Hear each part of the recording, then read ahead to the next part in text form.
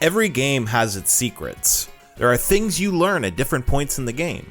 As some of you may know, I restarted my island once already, so I compiled 10 things I wish I knew earlier in Animal Crossing New Horizons.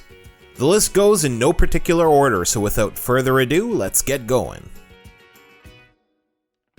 I wish I knew how important picking your island is in the beginning. Let me explain this one. So there are a few things that you'll never be able to change about your island. One is where your rivers start. Those are basically stuck in stone. You can't change your beach at all. I've seen videos of people who have these really amazing beaches, and if you don't naturally get one, you never will. Sorry. The biggest limitation is the inability to move the Nook stop. That green leaf that resembles where the main HQ is, so to speak, will be in the exact spot forever. Make sure you consider all of these things when you pick your island. You don't have to concern yourself with the limited clothing or hair options when you start. As soon as you craft a mirror, you're able to change everything about yourself, even if you're male or female. You also get your hands on more hairstyles as you play. Although you won't ever have lots of customization, it does get a bit better over time, especially when it comes to the clothes. Don't stress out too much about where you set up your initial tent. Actually, don't stress out about any other building placements other than the natural spawned Nook stop. You can move everything else for 50,000 bells later in the game. If you're not time traveling, this could take a while, but just know that this is not a permanent decision.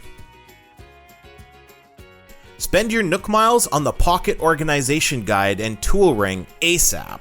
The Tool Ring allows you to hotkey all of your tools for quicker access than looking for them in your inventory. But even more useful than that is the Pocket Organization Guide. There are a total of 2 available, one early and one much later when your house is almost fully upgraded. Each time they give you an additional 10 inventory slots, giving you a running total of 40 spaces. Buy everything if you can.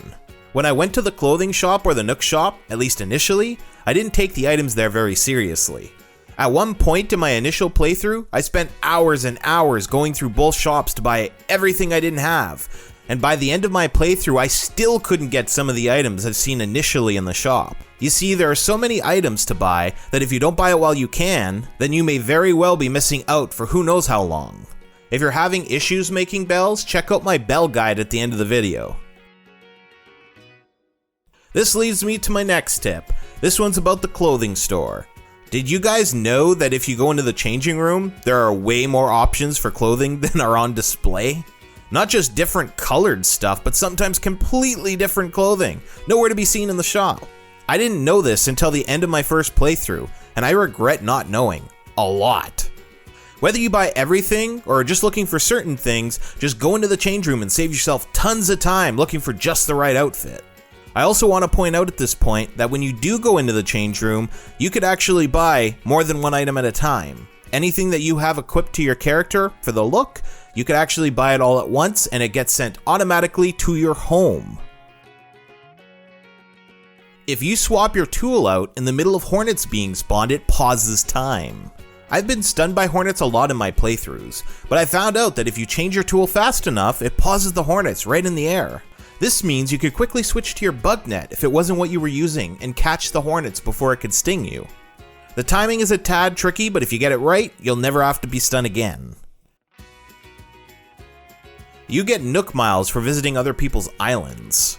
When I first started playing, there were so many things I wanted to buy, but I had so little Nook Miles to buy them.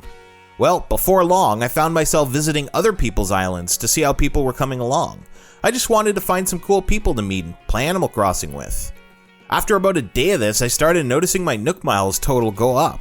Now, I'm not sure if this is a static amount or if it could be based on actual distance from one switch to another. I imagine it's probably not that complicated. Regardless, you can get a decent amount of Nook Miles, so it's worth keeping in mind while you play online. I've seen many videos suggesting villagers will automatically leave your island if you time travel. I want to explain how it really goes for a second. If a villager was already planning on leaving before you start time traveling, then yes, they will probably leave. However, if this isn't the case, nobody will automatically leave your island. The only issue here is once you're finally done time traveling, your villagers might have a cloud above their heads considering leaving. If you tell them you want them to stay, they will. My final tip for you today is taking the game one day at a time.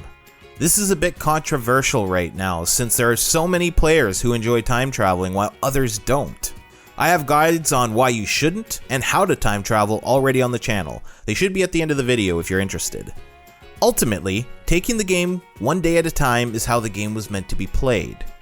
And I strongly believe that ultimately this comes down to player preference. For me at least, I got stuck in an awkward situation where I finished the game too fast initially, and when I restarted to play the game naturally, it didn't feel as good because I was just redoing what I already did, but slower. I honestly believe that if I would have played the game at the natural pace from the very start, the game would have kept its glamour for me much longer.